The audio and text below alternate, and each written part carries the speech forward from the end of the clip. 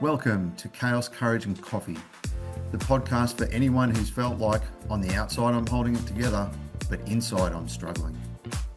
And we do it with honesty, heart, and just enough coffee to get through the day.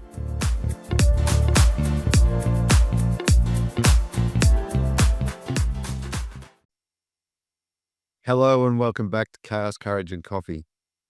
Today we're talking about a topic that both of our audiences experience, and I think everybody does from time to time. Even if it looks different on the outside, we're all going through it on the inside. Good morning, Vanessa. Good morning, Brett. Hello, everybody. So today we are talking about that overwhelming mental load and decision fatigue. I think that's common for everybody in today's world. So for mums, it's like, someone's always asking me for something. There's no sort of stopping, and it's just like another question and another thing. And it just goes on and on and on. Do you know what I mean? Yeah, absolutely. And I think for veterans, it's a different perspective. We go from an environment where a lot of those decisions are made for us. What do we wear every day? We've got a set uniform that we wear pretty much every day. Everything comes down from high. We don't need to make too many decisions. But then when we leave, we've got to decide everything for ourselves in a lot of circumstances. We make our own life decisions, where we're going to live, which can be an interesting thing all on its own, what we wear each day. And these decisions, the mental load adds up. We're not just making decisions in life, we're making decisions at work. And for mums, I imagine you're not just making decisions for yourselves or the family, but the children specifically, and so on. And I think it just adds up. Yeah, and your brain just gets tired from all those decisions. But I love that you talked about clothes because I'm so bad. And I went through a phase where I tried to be really organized and I had my clothes like folded and stacked. Sorry, mums, those who don't even get that far, but bear with me. It was just for a while. And I would just take the top item each time so that I didn't have to decide. Now, no, there's no need snacking or whatever. And just that decision of what you're going to wear each day, I'm still lazy about it. Oh, no, I'm not going to call myself lazy. It's just I don't want to have to make that decision because I have so many other things to decide. And it's kind of like, well, I can only make 100 decisions a day. I'm not going to waste one on my clothes. So I love that you mentioned about the uniform because I know it's kind of a small thing, but it just shows that I don't suppose people realize how many decisions you make a day. Really? Have you thought about that? Not in that context. No, I haven't. But when we do stop and think about it, what are we going to have for breakfast? Well, I suppose it starts the night before. What time do we set the alarm to get up in the morning? What are we going to do when we get up? And this is, how do we get to work? Is the car full? What clothes am I going to wear? When I get to work, what's the first thing I need to do? What's on my to-do list for today? And so on and so forth. And when you stretch that over an entire day, that adds up. And so I think one of the things that people don't understand is, there's a saying, we are creatures of habit. And I think the habits are there, the routines are there because it helps reduce the number of decisions we need to make. When we build the routine, I know I'm going to do this, that, and it just follows that logical sequence. It's reducing some of that mental load and it just makes life easier. I think people don't understand how energy hungry our brains are when we're making those decisions. And so anything our brains can do to save a little bit of energy works for us. Yeah, and that's really right. And thinking along the same lines, when you've got kids, you can't plan it all and make it all by habit because like I just said, it's like every 5 seconds, can I have this? Can I do this? And literally you've got to make a decision there and then. There's no time to think about it. And I'll tell you one thing I noticed. When I start my day, I would always think it would be great if I could get up before my kids. And then I could have some thinking time and some planning time. Now, invariably, my kids got up early and you get up and you are into it. Decision, decision, decision. And it's like, where's the space for me to stop and think? Therefore, I can't, I have to run on those habits and autopilot because otherwise I've got to be thinking so many things at once. Yeah, absolutely.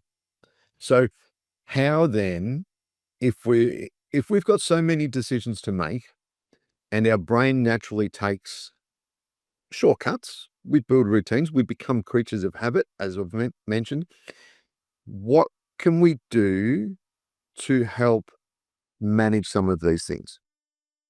Yeah.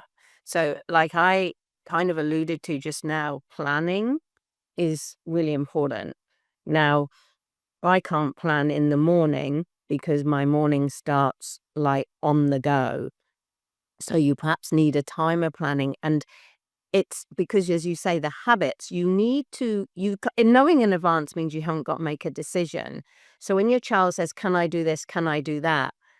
have your decision already made, like know what they're allowed to do. So I've got one client at the minute and his daughter's got limited time she's allowed on her device, but he's not precise with it and he's not clear. So all the time she's asking and he's having to decide. But if we know and we've already decided my child is allowed the device for an hour a day and it's between 4 and 6, whatever decision you make, that's done, right? That is done like forever or for the whole year or whatever. You don't have to decide at the time. When they say, "Can I go on my device?" part of your brain already knows the answer is no, because you've had your hour because it's not between 4 and 6. You just got to deliver that message to them in a way that works, but you know the answer. I got 4 kids. Imagine if every time one of them asks me something, I have to think and decide. I can't do that. That is too much. And I get left out of it because I can't even make decisions for me and my life because I'm used up. Well, okay then. So what happens when we reach that limit? Mm. What happens to our brains when if there's a finite mental capacity to make decisions each day? And I don't know if there's a defined number or not, but let's say it's 100 decisions in a day. Mm. If we can only make 100 definite decisions, everything else is a matter of process, habit, whatever the case may be. What happens to us? What happens in our brains when we reach that limit? And I think this is where the overwhelm comes in. We can't mentally process anymore, or we struggle. Not saying we can't. It gets harder to process. Our decision making deteriorates. The quality of our decisions deteriorates. Um, we start to feel that overwhelm, and we start to shut down. And so I think the things we can do, like clear boundaries, um, setting those clear boundaries so that we don't have to make those decisions, is one of those ways we can help protect our own. Uh, I don't like the term, but I'm going to use the term anyway, mental health. Not in this context anyway. I think it's a very relevant term, but in this particular context, not particularly right. But I think it's a good analogy to say that we need to protect our mental energy and reduce the number of decisions, because that overwhelm is certainly not helping us. And if we don't manage that day to day, that's just going to build up, and life is just going to get harder and harder for us. So that was a really good question you asked. What happens when we reach that point? It's not just mental energy, it's also emotional energy. The emotional bit is exhausting. If it was just we were in our logic, we might go on longer. But the question was still happen. What happens when we reach the end? Whatever the end is for us on that day, my brain just stops. I don't know how other people work. Mine just stops and it goes done. And then you get asked, you've got to make another decision. And it's like, yeah, what happens then? You can reach a point where you're done. So now you've gone over that point. And like for me, I always liken it to a battery. And what I need to do is recharge my battery. It's a rechargeable battery, but it's not foolproof because you have to learn how to recharge it. And for me, it's taking a break. But if you're a mum or a veteran or anybody who keeps reaching that limit, start to know what it is and what it looks like for you and when you're getting near to the limit, because you need to then, let's talk maybe now more about what we can do to stop us getting to that limit. Because I don't think pushing through that limit is the way to go. I think, like you said, that's when we're affecting our mental health. And I think what we do try and do is keep going. And I think that's disruptive. I think that's just really not a good idea. Okay. This is not running on empty, you're running on negative. So, what happens when we reach the limit? Everything goes wrong, everything stops, and we might have an emotional breakdown. So, what can we do to not get to the limit is probably the best next question.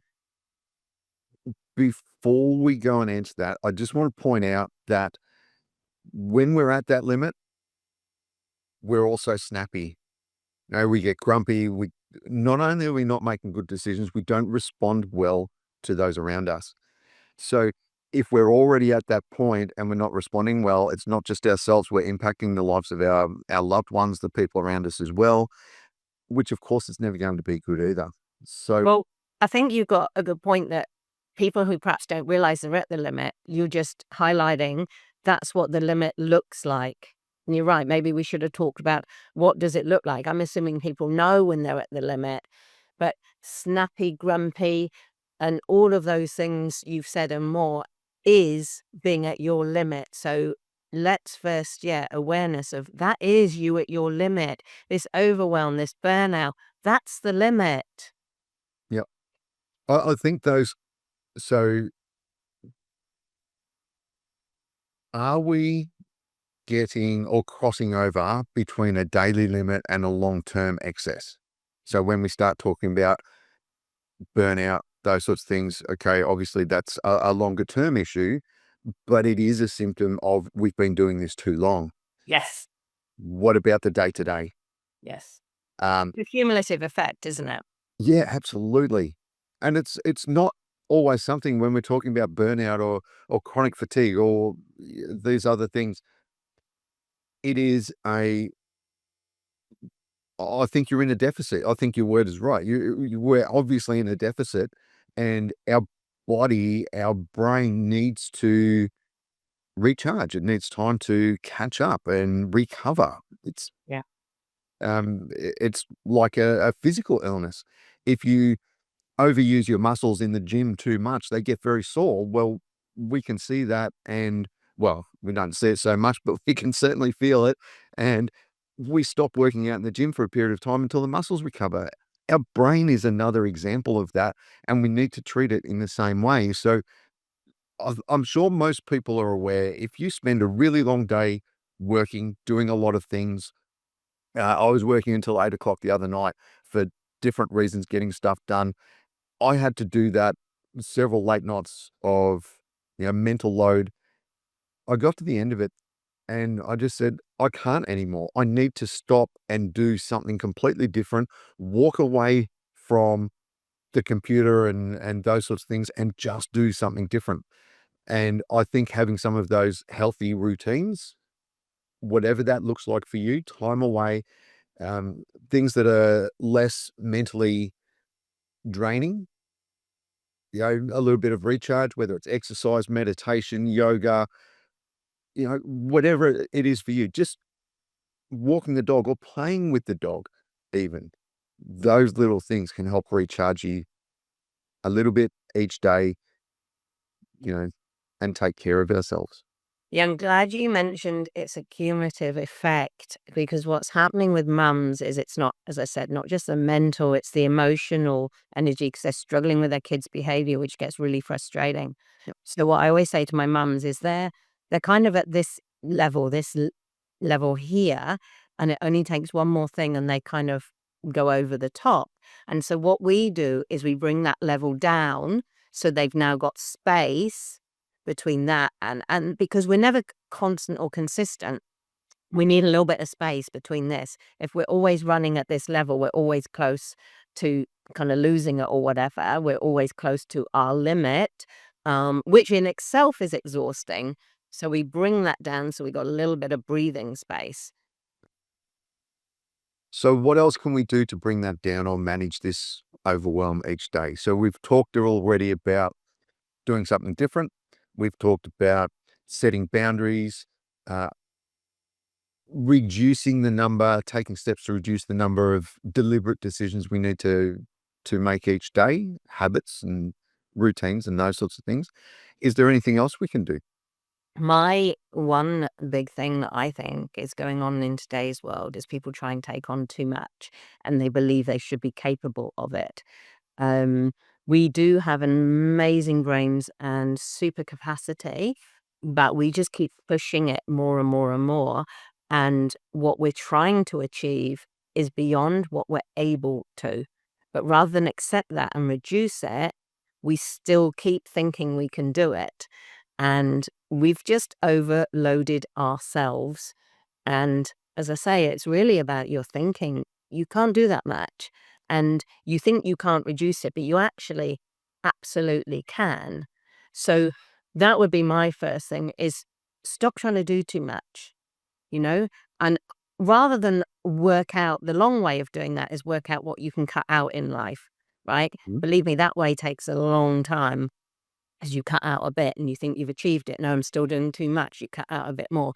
The other way, and I'll give you an analogy. When I was selling my house before last, it was a big house and I had a lot of furniture and I was going to a small house. So I started with, right, what should I sell? What should I get rid of? And it took me ages. And in the end, I was like, I've still got too much stuff. It's not working. Let's flip it round. What do I absolutely need to keep? Then everything that's not on the absolute you need to keep, let's consider if we can let it go. So I say it's exactly the same with your life. And I did this myself when my husband died and I couldn't, I was so limited in capacity. What do I absolutely need to do? I need to get up and feed the kids every day and get them to school. And I kind of like, that's it. If I achieve that, everything else is a bonus on top and kind of build it up from there. So, long story short, what I'm saying is reduce what you're trying to do, but start with what do I absolutely have to do? And your list will be too long. I mean, absolutely have to do. Start from absolute basics. Yeah, I think you're right. We need to do that. Do I need to worry about this? Can I let it go? Is it something I can put off until later? And when it becomes more urgent, deal with it then. Um, Put it on a list. Okay. There's nothing wrong with having a list of decisions you need to make or things you need to do. It's just one of those things. Is this important to me now? And prioritize when you're going to address your list. Don't do it at 9 o'clock at night when you've had a busy day and the kids might be in bed or you've done whatever else you need to do for the day. And now you're worrying about your own life. You're tired. You're not going to make the best decisions because your brain, your body is getting ready to go to bed. In theory. Go.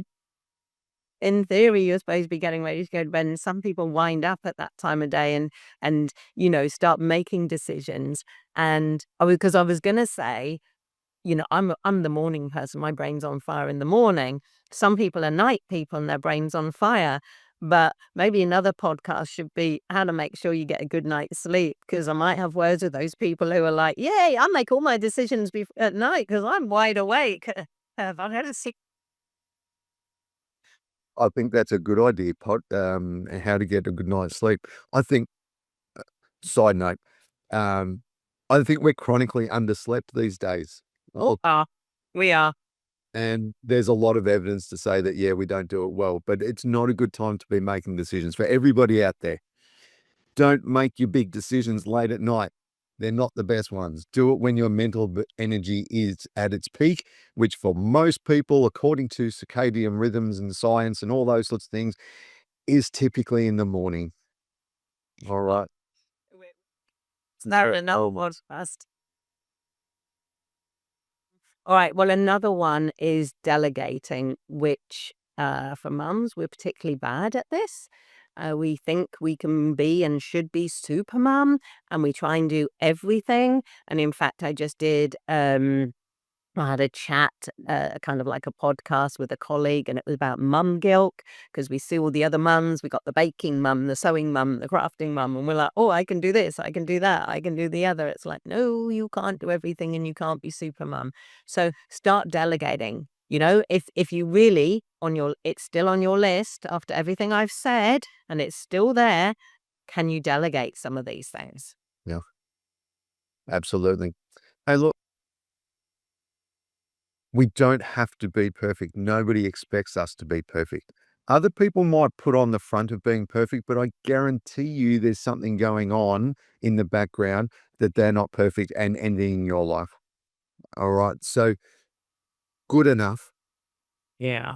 is good enough. It's got to be perfect. All right. Um, my wife was busy. She was working, raising our children. I was away a lot in the army, and one of her things she absolutely decided that was important to her was to make the kids' birthday cakes every year. She handmade them herself. She decorated them herself. She's not a baker. She's a good cook, and I really like her cooking. Like it. Um, yeah, but she's not. Look, I love you, Kelly, but you're never going to win a cake baking contest. All right. Don't worry, I'm with you. That's me too. Look, we can't necessarily be exactly, you're right. We can focus on what we think's important, but we don't have to be perfect at it. No, absolutely not. And the kids always appreciate it, especially now when they're older.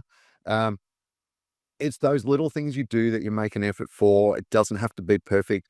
It's the effort, it's the care, it's the love that goes into it. So I think for everybody, give yourself a little bit of credit. And I know I talked about my wife and not my veterans, but again, even for the veterans, you don't have to be perfect. Everybody around you, that might be their thing that they are good at. That doesn't mean they're good at the other things that you are. And you don't have to compare yourself to others. And maybe this is another podcast as well. Self-comparison, and be That's a big one. Yeah. All right. Absolutely. Now, I have another thing that's very important, which I have already kind of mentioned. And this is where I help my mums a lot. And it's the emotional bit that we attach to it all is definitely part of what's draining. I mean, mental alone can be exhausting, but the emotion literally zaps our energy. When they talk about how much food to eat and how many kilojoules or calories, that's the thing that you count. Do you know how much of it's going to your brain? Your brain consumes a lot.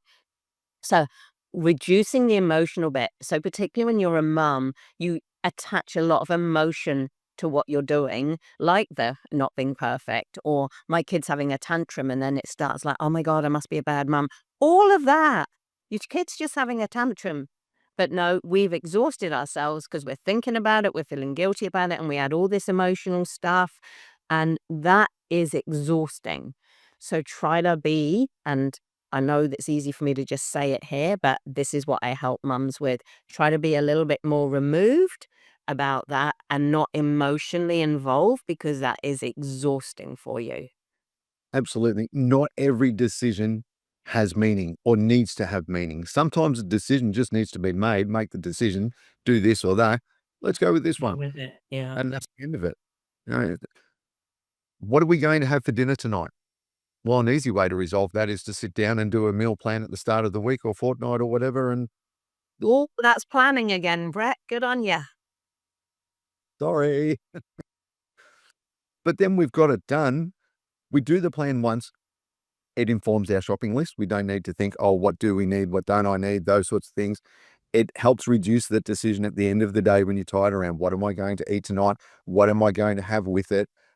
And all those sorts of things. So it's, there are ways of managing these things we've talked about. It's just what works for you and try to implement some of that. And be kind to yourself. You don't have to be perfect. Yeah, so summarizing, firstly, being aware of when you're reaching your limit, what it looks like for you. Don't worry about anybody else because it depends where you're starting from. So awareness of what it looks like for you. So at least you know that.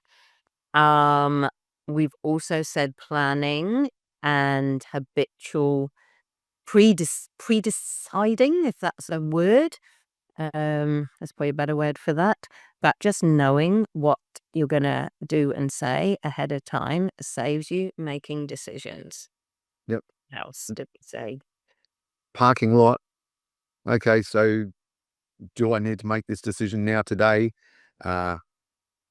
We also talked about doing it at the right time of day when you've got the most mental energy. Yeah. And sharing, Delegating. can I delegate? Yeah. Those sorts of things. And reducing how much you really need to do. Yeah. And of course, reducing the emotional attachment to decisions as well. Yep. So Look, a lot of things. it is. I think we've done well. So as we leave you today, just think about maybe one or two of those that you'll take away, or something else that you've got from what we've said today. Go easy on yourself. We're so hard on ourselves. We're expecting too much.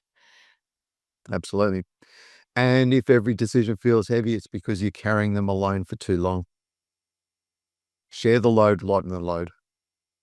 Cool. Okay. Give yourself permission to stop, breathe. Simplify what you're doing is probably the big message from today.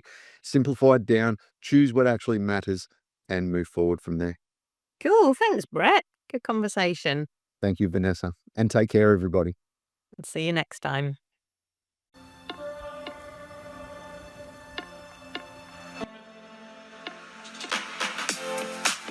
Thanks for being with us today on Chaos, Courage and Coffee. Remember, you're not alone and you don't have to figure it all out at once. What part of today's conversation stood out for you? This podcast is about showing up in the mess, not waiting until it's all sorted out. If today helped, share it with someone else who might need it too. And if you're navigating your own version of chaos, we'd love to hear about it. Leave a comment, message us, or join the conversation.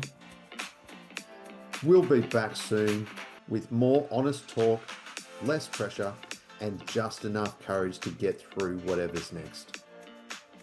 See you next time on Chaos, Courage and Coffee.